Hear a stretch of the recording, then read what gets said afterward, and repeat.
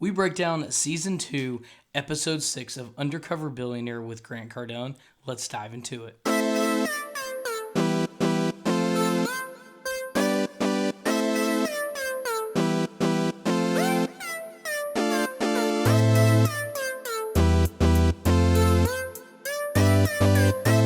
And bear with me, guys, I'm just getting over a cold, but I do want to get this episode out literally as soon as I can talk.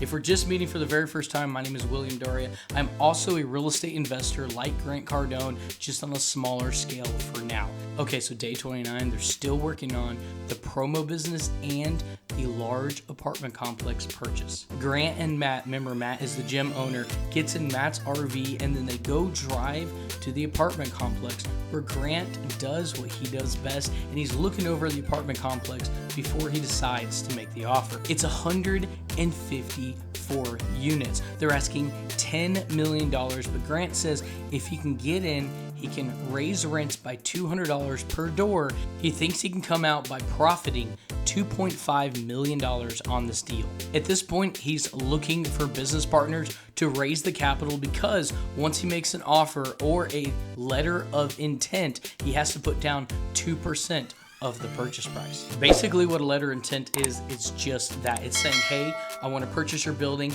Here's some writing, so at least it shows what I want to do in writing, and here's 2% of my money if accepted, so we can at least finalize or at least get to the closing table before we finalize a deal.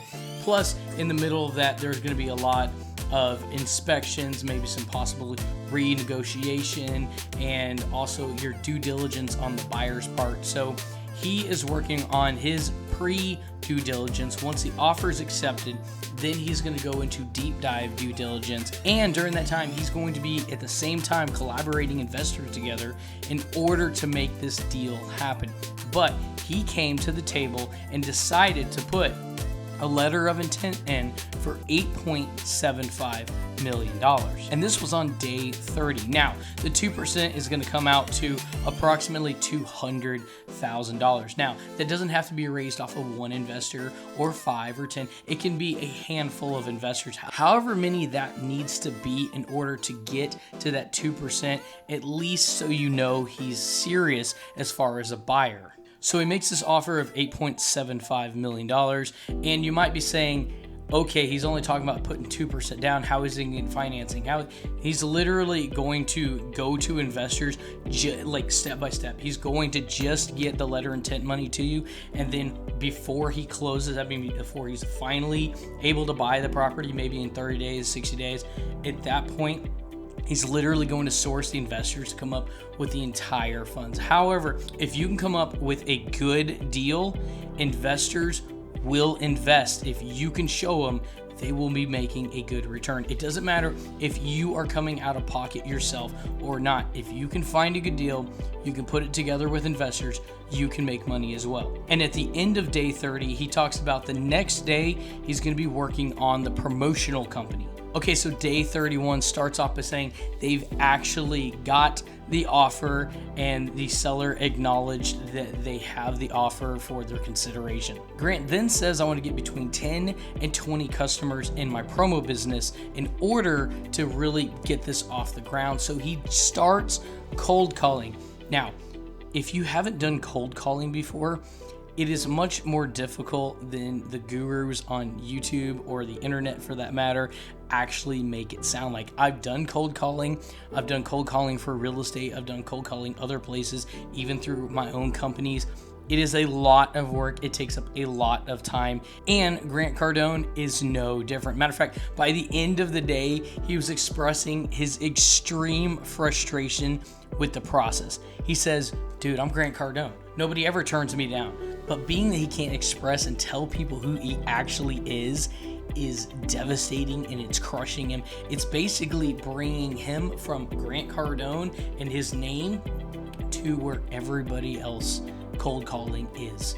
And that's the difference of you've already built your status. Business is much easier to go because you've built up something versus starting from the bottom is such a grind. And he basically was like, dude, I don't even know if this is worth it. Like, this is killing me. Like, starting from zero is so hard because it is so hard just to get one customer. He's literally trying to work on his first customer. But by the end of that day, he actually got one customer agreeing.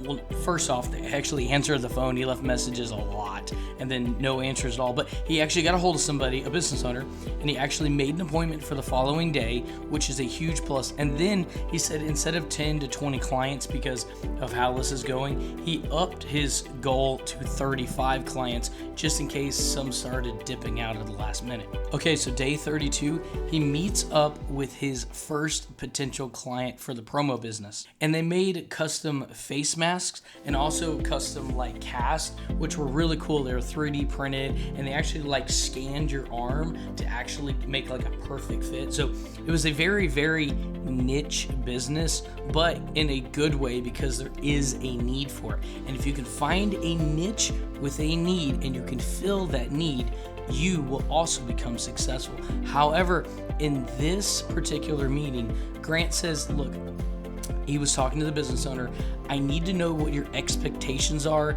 and where you want to get this business in the future. And unfortunately for him, she does not want to scale her business.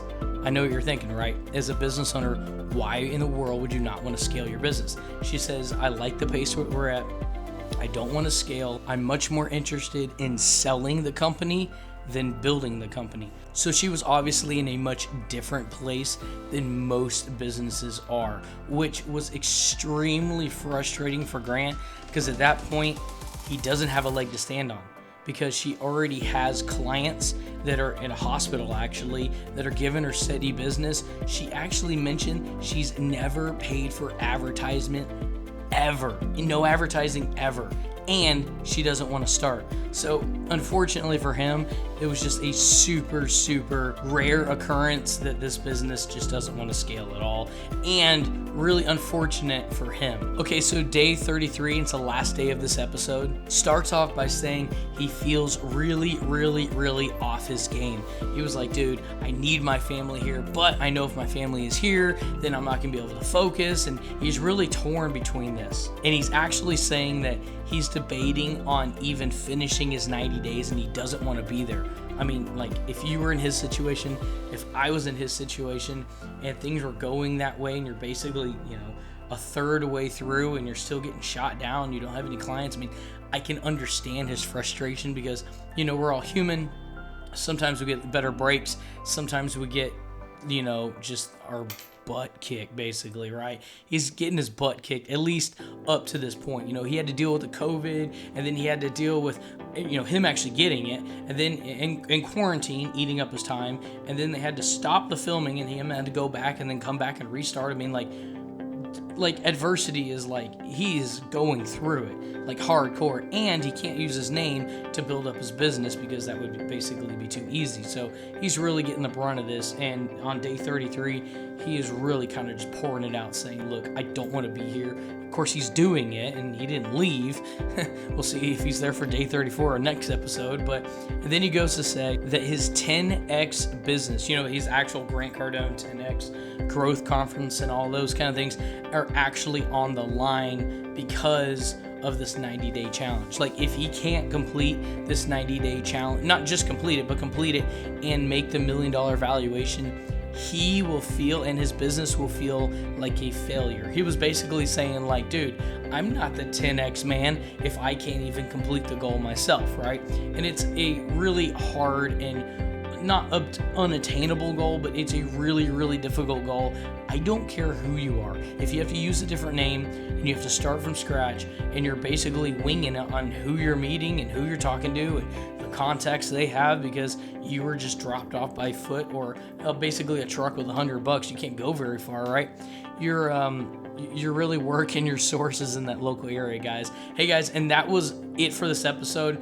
I do appreciate you guys smashing the like button if you like this content at all. I make weekly videos. Next week, I I don't think my throat would be the sore. I appreciate you guys hanging through it because it was kind of difficult on me. Hey guys, and if you haven't already subscribed, I make videos on real estate investing for passive income so you can stop that 9 to 5 if you want to.